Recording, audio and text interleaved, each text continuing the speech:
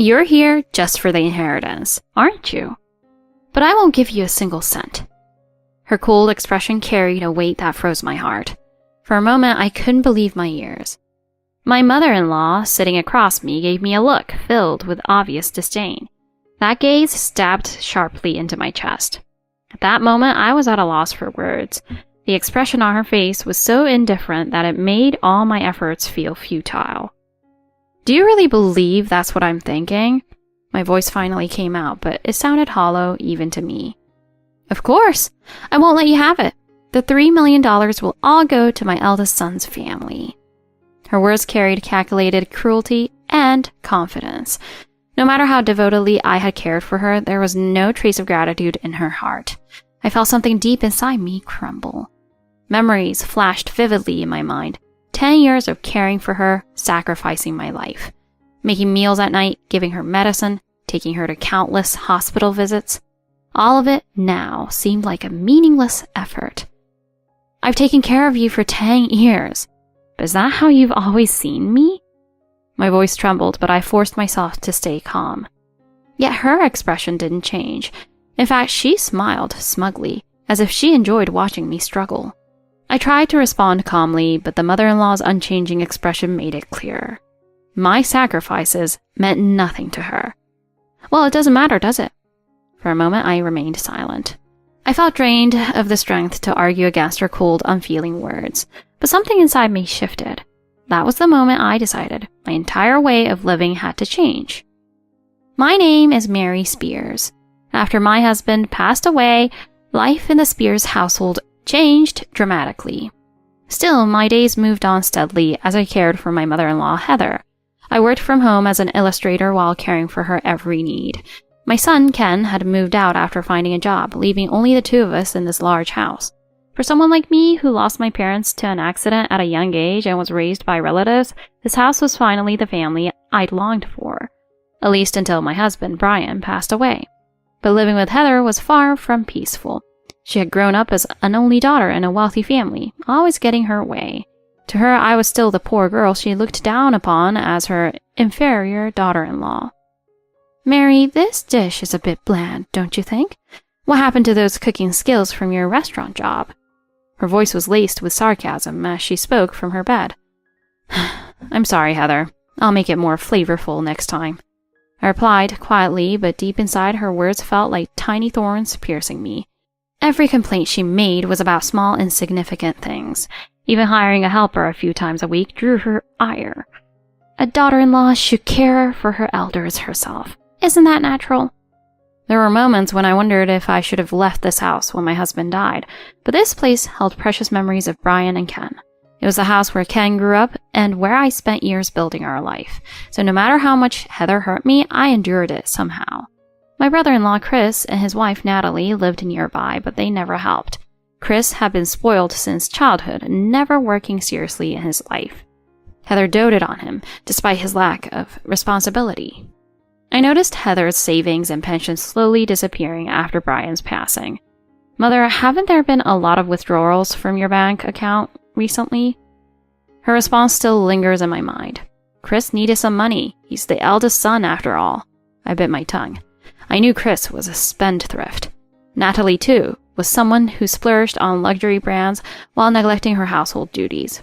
Yet Heather never complained about Natalie. Natalie is such a sweet girl. A daughter-in-law should know how to navigate situations gracefully. Hearing those words made my chest tighten with frustration. No matter what I did, I realized Heather would never accept me. Chris and Natalie moved closer to the family home shortly after my father-in-law died. My father-in-law had always been strict and disapproved of Chris's behavior. I assumed Chris and Heather must have felt relieved when he passed away. He's the eldest son, so of course he should be close to this house. Yet whenever I asked Chris to help with her care, he would always avoid it. I'm busy with work, Mary. Natalie has a lot on her plate, too. Work? I had never seen Chris work seriously in my entire life. As for Natalie, I had heard she didn't even manage the household properly, but Heather never scolded her. One day, Ken returned home.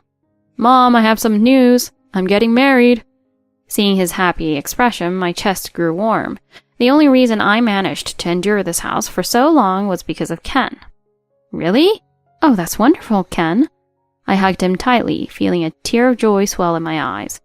Brian, Ken is going to be happy, isn't he?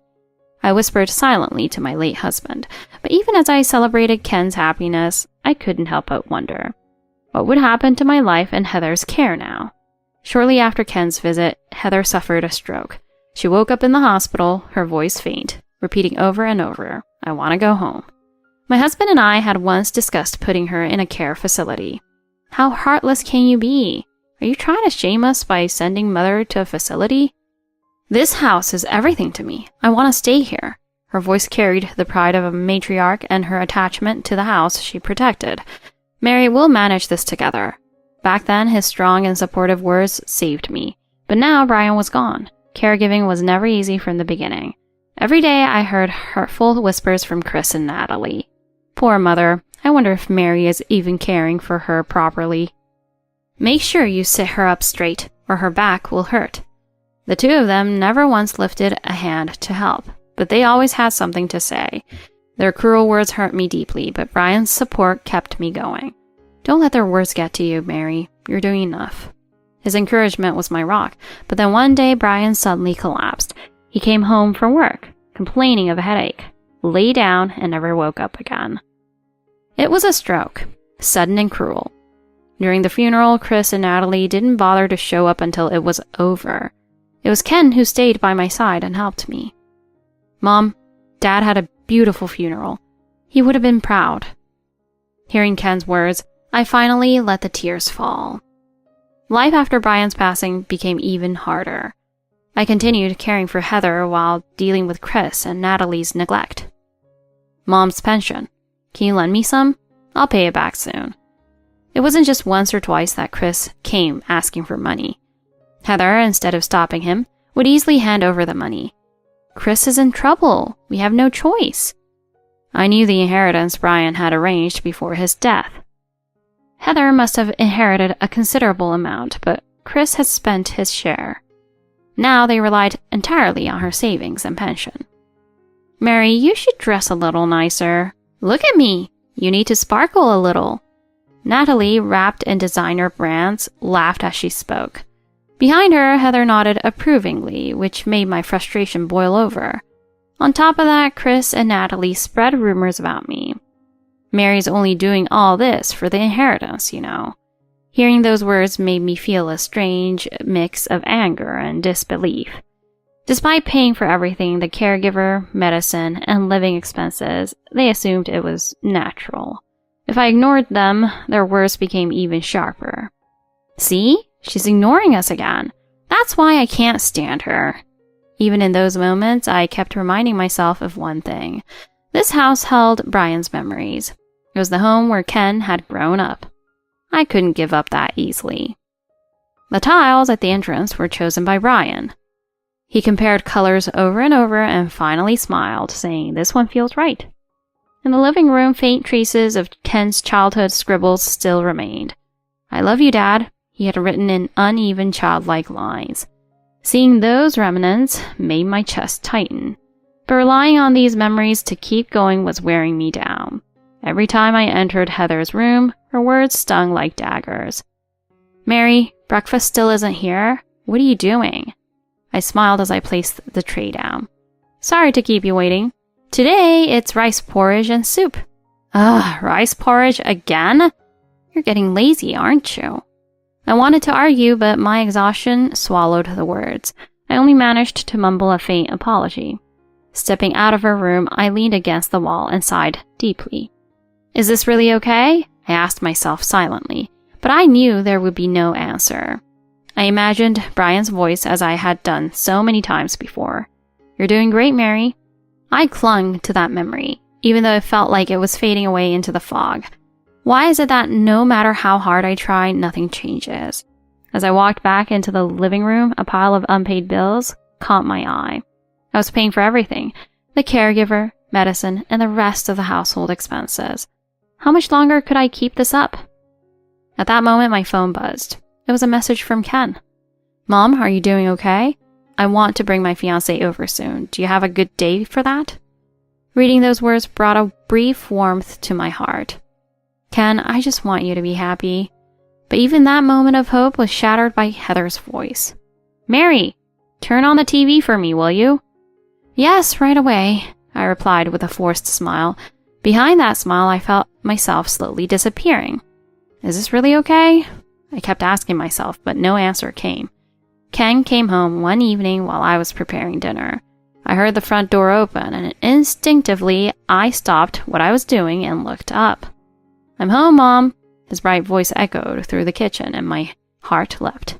Wiping my hands on my apron, I rushed to the entrance. Ken! Standing there was my son, taller and more grown-up than I remembered. His broad shoulders and matured face made me pause, seeing just how much he'd grown. Why didn't you call to say you were coming? I wanted to surprise you. Plus, I just wanted to see your face. His simple words warmed my heart, and I felt tears prick my eyes. Don't cry, Mom. It hasn't been that long. He laughed, though I could see the faint embarrassment on his face. I know, but seeing you today makes me so happy. For the first time in a long while, my tightly wounded heart felt a moment of release. I've got something to tell you, Mom. What is it? I'm getting married. The words froze me in place, my heart skipping a beat. Really? You're getting married? Yeah, I want you to meet her. She's an amazing person. Hearing the joy in his voice, my chest swelled with emotion. Oh, that's wonderful, Ken. We met at work. She's kind, gentle. Honestly, she reminds me of you, Mom. He said it so casually, but his sincerity shone through. My heart warmed as I realized how happy he was. And Mom? He paused for a moment, hesitating. After we get married, I want you to live with us. For a moment, my mind went blank. Live with Ken and his wife? It was something I had secretly wished for, but I never thought it would happen. But what about your grandmother? I know it's complicated, but I don't want you to carry everything alone anymore. His words were filled with kindness and determination. I felt tears building up again, but I held them back. Ken, I appreciate it, but it's not that simple. I know, Mom, but we're family. Let's figure it out together. His gaze was steady, and all I could do was nod silently. That night, I lay in bed, unable to sleep. Ken's words echoed in my mind, come live with us. It felt like a dream, yet reality quickly sobered me. What about Mother? I knew Ken's fiancée couldn't be burdened with her care. My thoughts swirled in circles as I stared at the dark ceiling. What am I trying to protect? I had spent 10 years sacrificing my life for Heather, and now I hesitated to choose a new path. If I leave, what will happen to her? Images of Chris and Natalie flashed through my mind. Would they really take care of her? I already knew the answer. Of course not. I whispered the words aloud, bitterness rising in my chest. They'll just leave her. The thought made me angry, but it also deepened my despair. I curled up under the blanket, tears streaming down silently. Brian, what should I do? I searched for his voice in my memory, but all I could see was his fading smile. A few days later, Ken spoke to Chris about Heather's care. When he returned home, his face was tense and filled with anger. Mom, you won't believe what they said. What happened? Chris said I should take Grandma with me. He and Natalie have no intention of taking care of her. His voice trembled with frustration. They even said terrible things about you, Mom. Hearing that, my heart sank. Ken, I don't want you to worry about this. Don't say that, Mom. This isn't just your problem.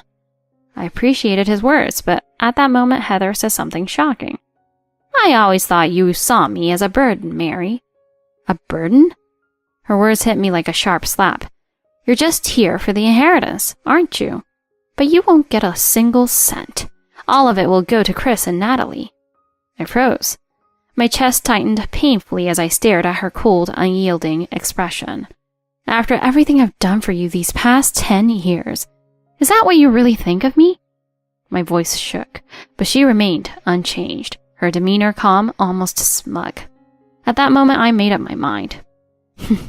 I understand. I'll leave this house. Heather's face turned pale, the smugness vanishing in an instant. What? You're joking, right? Oh, I'm not joking. I've paid for everything. Your care, the household, all of it. From now on, Chris and Natalie can take care of you. Heather's face grew increasingly anxious. Oh, they can't handle it. They don't care about me like you do. Well, that's not my concern anymore. You chose them, didn't you? My voice was steady, but I could feel the years of bottled-up anger bubbling beneath it. Heather's shoulders shook as she tried to respond. What am I supposed to do without you? Well, I don't know, but Chris and Natalie are the ones you should rely on. My words struck her silent. For the first time, I saw her fear. I turned to Chris and Natalie, who were called to the living room. What the hell? Why should we take care of her? We're busy. We thought you'd keep handling everything. If that's the case, you can decide to place her in a facility. I won't stop you.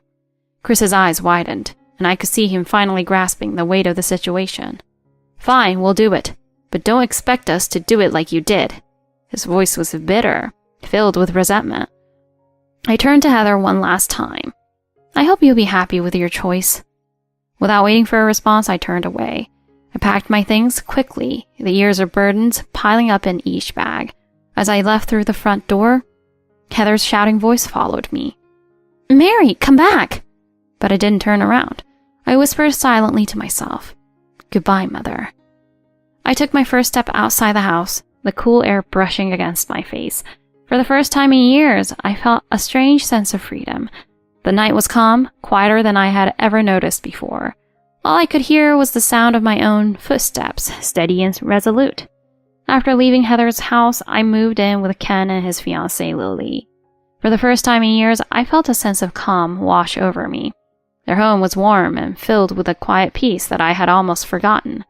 Mom, you can relax now. You don't have to carry everything by yourself anymore. His words brought tears to my eyes, but this time, they were tears of relief. Lily welcomed me with open arms, her bright smile easing my hesitation. Mary, I'm so happy to have you here with us. Her kindness and warmth made me feel like I belonged for the first time in years. Days passed and I gradually settled into my new life. I helped with small chores around the house while continuing my work as an illustrator. Every day, Ken and Lily showed their appreciation.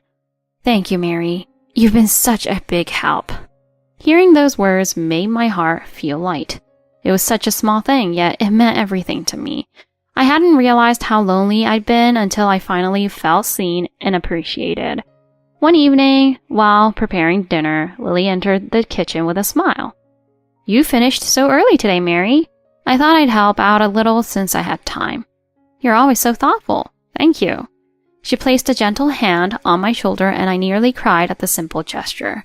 I had spent so long carrying everything alone that this small act of care felt overwhelming. We're really lucky to have you, you know. Her words stayed with me as we set the table together. Later that night, the three of us sat around the dinner table, sharing simple conversation. The laughter and warmth made me realize how far I had come. This life, this quiet, ordinary happiness, was something I had fought for. One day, Lily approached me with a shy smile, her hand resting on her stomach. Mary, I wanted to tell you something. What is it? We're going to have a baby. Her words stopped me in my tracks. I looked at her, my heart swelling with joy. Lily, that's wonderful. I'm so happy for you both. Tears welled up in my eyes as I reached out to hold her hands. Thank you for sharing this with me. Of course, you're family after all. Her words echoed in my mind. Family. After everything I had been through, I finally felt like I was part of one again. As time passed, Lily's belly grew and I busied myself preparing for the baby's arrival. I found joy in the little tasks, folding tiny clothes, preparing meals, and supporting Lily. Mom, you're really excited about this, huh? Of course. I can't wait to meet my grandchild. His laughter filled the room and I felt my chest swell with happiness. The days that followed were filled with small but precious moments. On quiet afternoons, I would sip tea with Lily, talking about the future. Have you thought of any baby names yet? Not yet, but I'll start thinking about it soon. Her gentle laugh brought warmth to my heart. For the first time in a long time, I allowed myself to look forward to the future. When the baby finally arrived, I held the tiny life in my arms and felt a tear roll down my cheek. Welcome to the world, little one. At that moment, everything I had endured seemed to fade into the past. The pain, the loneliness, and the years of struggle had led me here, to this moment of peace. Months passed and life in Ken and Lily's home gradually settled into a rhythm. Every morning, I would see them off to work, prepare meals, and care for the house. I found happiness in the smallest of moments, like hearing Ken's laughter or Lily's cheerful voice. Their gratitude for my presence made all the difference. One quiet afternoon, as I sat by the window with a cup of tea, Lily approached me. "Mary, I've been meaning to say." "What is it?" "Thank you for everything you've done for us." Her words caught me off guard, and for a moment I didn't know how to respond. "I should be the one thanking you. You've given me a family again." Lily smiled warmly, and I felt a deep sense of peace. That evening, as we sat around the dinner table, Ken turned to me with a thoughtful expression. "Mom, are you happy here?" His question made me pause. "Yes, Ken, I truly am." For the first time in years, I could say those words without hesitation. As I looked at Ken, Lily, and my grandchild, I realized that I had finally found my place. The shadows of the past no longer held me down. Brian's smile flashed in my memory, and I felt his presence, as if he were telling me, "Well done." I whispered silently into the quiet air, "Thank you, Brian." Life isn't always kind, but sometimes it leads us to the moments we truly deserve. I sat back, watching my family laugh and talk, my heart full of gratitude and hope. This was my home, my family, my future.